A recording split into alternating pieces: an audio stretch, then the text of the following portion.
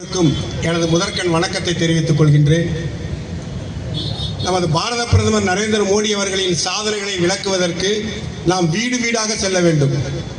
இந்த பொதுக்கூட்ட மேடையை தீய சக்தி திருடர்கள் முன்னேற்ற கழகத்தின் அட்டூழியத்தையும் அநியாயத்தையும் மக்களிடம் கொண்டு செல்வதற்கு பயன்படுத்த வேண்டும் என்பது என்னுடைய அவாவாக இருக்கின்றது. நேற்று துணை முதலமைச்சராக இருக்கக்கூடிய திரு உதயநிதி ஸ்டாலின் அவர்கள் மதுரையிலே நடைபெற்ற கிறிஸ்துமஸ் விழாவிலே கிறிஸ்துவமும் திராவிட முன்னேற்ற கழகம் ஒன்று என்கின்றார்.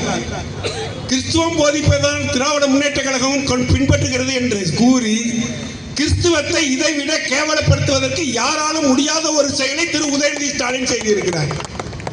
கிறிஸ்துவம் அன்பை போதிக்கிறது, திராவிடம் எதை போதிக்கிறது? அண்ணா யூனிவர்சிட்டியில் படிக்கக்கூடிய பெண்ணை கற்பழிக்க சொல்கிறது. இதுதான் திராவிடம் போதிக்கிறது. இதையா கிறிஸ்துவம் போதிக்கிறது? கிறிஸ்துவத்தை இதைவிட கேவலப்படுத்தக்கூடிய செயலை எந்த ஒரு மனிதரும் இந்த உலகத்திலேயே செய்திருக்க முடியாத கேவலத்தை திரு உதயநிதி ஸ்டாலின் அவர்கள் கிறிஸ்துவ மக்களுக்கு துரோகத்தை செய்திருக்கிறார். தொடர்ந்து ஊழல் செய்வதை மட்டுமே உன்னதமாக நடத்தி கொண்டு இருக்கக்கூடிய திராவிட முன்னேற்ற கழகம், திராவிட முன்னேற்ற கழகம் என்று சொல்வதை விட திருடர்கள் முன்னேற்ற கழகம் என்று சொல்வதுதான் சால சிறந்ததாக இருக்கும். KN நேரு தலைமையில் 2000 கோடி ஊழல், டாஸ்மார்க்கு போனா 10,000 கோடி ஊழல், மணல் கொள்ளையில 40,000 கோடி ஊழல், எதை தொட்டாலும் ஊழல், கரப்ஷன், கமிஷன் வாங்கிக்கிட்டே இருக்கானுங்க. மோடி கிட்ட போய் காசு கொடு காசு கொடு. இந்த 16 வயதிலே படம் பார்த்திருப்பீங்க, ஆத்தாவையும் சந்தைக்கு போகணும் காசு கொடு, ஆத்தாவையும் சந்தைக்கு போகணும் காசு கொடுன்னு. அதே போல நரேந்திர மோடி அவர்கிட்ட போய் காசு கொடு காசு கொடு காசு கொடு காசு கொடு பிச்சை எடுக்கிறாங்க. தமிழ்நாட்டு அரசாங்கத்தினுடைய ஒரு ஆண்டு வருமானம் சுமார் 1 லட்சம் கோடி தமிழ்நாட்டுக்கு வருமானம் கிடைக்குது.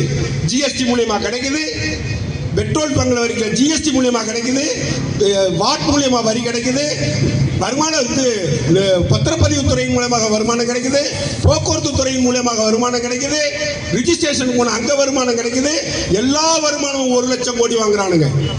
ஒரு வருஷத்துக்கு சுமார் 1 லட்சம் கோடியை மத்திய அரசாங்கம் நிதியாக கொடுக்குது. இது அந்நில சுதந்திரம் அடைந்த பிறகு, மொழிவாரி மாநிலங்கள் பிரிக்கப்பட்ட பிறகு, தமிழ்நாடு அரசாங்கம் அமைக்கப்பட்ட பிறகு கடந்த 60 ஆண்டுகளாக மொத்த தமிழ்நாட்டின் கடன் வெறும் 4 லட்சம் கோடி. ஆனால் இந்த திருடர்கள் முன்னேற்ற கழகம் ஆட்சிக்கு வந்த 4.5 ஆண்டுகளில் 5 லட்சம் கோடி எக்ஸ்ட்ரா வாங்கி 9 லட்சம் கோடி இன்று தமிழ்நாட்டின் கடன். 60 வருஷத்துக்கு 4 லட்சம் கோடி, 4.5 வருஷத்துக்கு 4.5 லட்சம் கோடி. இத்தனை பணத்தையும் வாங்கிக்கிட்டு மேலும் பணம் பணம் பணம் பணம் பணம் பறக்கிறானோ. ஏன்னு தெரியுமா? முதலமைச்சருடைய மருமகன் கட்டக்கூடிய வாட்சியின் விலை 5 கோடி ரூபா, முதலமைச்சர் போகக்கூடிய காரின் விலை 10 கோடி ரூபா, முதலமைச்சரின் பேரன் கட்டி இருக்கக்கூடிய வாட்சி 2 லட்சம் கோடி ரூபா, சாரி 2 கோடி ரூபா. இப்படி அவங்க வாட்சி கட்டணும், ஷூ போடணும், பேண்ட் போடணும், பெல்ட், அவங்க போடுற பெல்ட் விலை 1 கோடி ரூபாங்க. சபரீசன் போடுற பெல்ட்டோட விலை 2 கோடி ரூபா, சபரீசன் கட்டோட வாட்சி 300 கோடி ரூபா, 400 கோடி ரூபா. இதெல்லாம் விடுங்க. உதயநிதி ஸ்டாலினுக்கு ஃப்ரெண்டு விக்ரம் ஜூஜு அவன் பேரு. அவன் 250 கோடி ரூபாய்க்கு வாட்சி வச்சிருக்கான்னு அவனே பதிவு போடுற ட்விட்டர்ல. இப்படி அவனை கொள்ளையடிக்கிறதுக்கும், அவனை கூத்தடிக்கிறதுக்கும், அவனை என்ஜாய் பண்றதுக்கும் அவனுக்கு பணம் தேவைப்படுது. அந்த பணத்தை வேணுங்கிறதுக்காக தான் மோடி ஐயாட்ட போய் ஆத்தாவையும் சந்தைக்கு போகணும் காசு கொடு காசு கொடு திருடுறாங்க. இப்ப எல்லாரும் நம்ம பரபரப்பா பேசிட்டு இருக்கிற விஷயமே திருப்பரங்குன்றத்துல தீபம் ஏத்த விடல, திருப்பரங்குன்றத்துல தீபம் ஏத்த விடலன்னு சொல்லிட்டு இருக்கோம். திண்டுக்கல் மாவட்டத்திலையும் தீபம் ஏற்ற விடல. திண்டுக்கல் மாவட்டத்தில் இருக்கிற ஒரு கோவில்ல இதே GR சுவாமிநாதன் அவர்கள் உத்தரவிட்டு தீபம் ஏற்ற வேண்டும் என்று சொன்னதை அந்த மாவட்ட ஆட்சித்தலைவர் 144 போட்டு தடுத்திருக்கார். கன்னியாகுமரியில மயிலாடும் பாறை என்கின்ற ஒரு மலை குன்று மேல முருகன் சிலை இருந்துச்சு. திரு அயோக்கியர்கள், திருடர்கள், மதவெறி பிடித்த மக்கள் அந்த முருகன் சிலையை எடுத்து விட்டார்கள். மீண்டும் அங்கே முருகன் சிலையை வைத்து வழிபட வேண்டும் என்று நீதியரசர் உத்தரவிட்டும் சட்டம் ஒழுங்கு கெட்டு போயிடும், முருகன் சிலையை வைக்க மாட்டோம். தீபத்தூர்ல திருப்பரங்குன்ற மலையை தீபம் ஏற்றுக்கலாம்னா சட்டம் ஒழுங்கு கெட்டு போயிடும், தீபம் ஏற்ற மாட்டோம். திண்டுக்கல் கோயிலில் தீபம் ஏற்றி பூஜை பண்ணுங்கடான்னா எங்களுக்கு சட்டம் ஒழுங்கு கெட்டு போயிடும், நாங்கள் செய்ய மாட்டோம். ஆனா சட்டத்துக்கு புறம்பாக ஒரு இடத்தில் சர்ச்சு கட்டி அது கோர்ட்டுக்கு வழக்காக சென்று நீதிமன்றம் உத்தரவிட்டு அந்த கட்டுமானத்தை தடுத்து நிறுத்தி இடித்து நொறுக்க சொன்னது.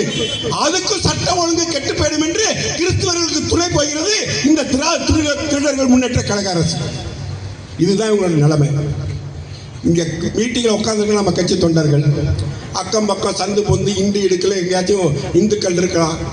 திமுகவுக்கு ஓட்டு போடக்கூடிய இந்து சடங்கு சம்பிரதாயங்களை பின்பற்றக்கூடிய திமுகவுக்கு ஓட்டு போடக்கூடியவர்கள் அவர்கள் சுயத்தை இழந்து மானத்தை இழந்து தன் தாயை பழித்தவனுக்கு எப்படி வாக்களிக்க மாட்டார்களோ அதே போல் இந்து தர்மத்தை அழிக்க நினைக்கக்கூடிய இந்து சமுதாயத்தை அழிக்க நினைக்கக்கூடிய இந்து சடங்கு சம்பிரதாயங்களை அழிக்க நினைக்கக்கூடிய இந்து வழிபாட்டு முறைகளை அழிக்க நினைக்கக்கூடிய இந்த இந்து விரோத ஆட்சிக்கு நீங்கள் வாக்களிப்பது உங்கள் தாய்க்கு செய்ய துரோகமாக நினைக்க வேண்டும். நீங்கள் பெற்ற தாய், உங்களுக்கு பால் கொடுத்து ஊட்டிய தாய், உங்களை 10 மாதம் வயிற்றிலே சுமந்தெடுத்த தாய்க்கு நீங்கள் துரோகம் செய்வதும் திமுக ஓட்டு போடுவது ஒன்று என்பதை ஒவ்வொரு ஹிந்துவும் இங்கு உணர வேண்டும்.